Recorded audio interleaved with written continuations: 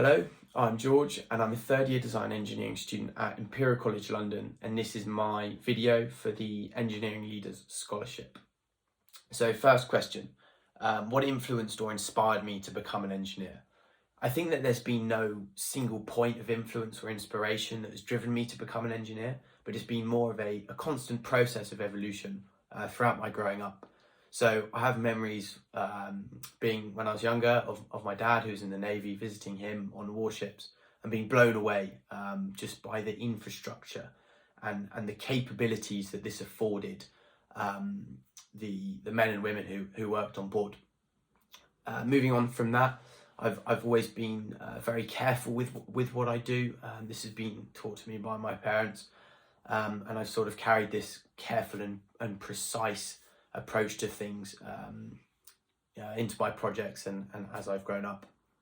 I was torn between design and mechanical engineering when I was deciding on my university degree. I eventually chose design engineering, and it's the best choice that I've ever made. I thought that it wouldn't be technical enough for me, and it absolutely was. And it also has afforded me incredible personal, human-centered and generally a holistic skill set across many engineering disciplines, which really motivates me to continue to develop my engineering skills and put myself in a position to work with diverse and multi-skilled teams on the engineering challenges of the future.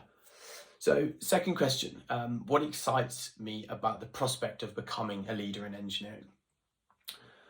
I think that the most exciting thing about engineering is the fact it has such a tangible impact on the world, and that this is very obtainable for me given the position I am now. So I have a friend and mentor a few years above me in my degree who's graduated now, but he's gone on to set up a startup which is doing ocean monitoring using a autonomous sailing vessel, which is similar to my placement.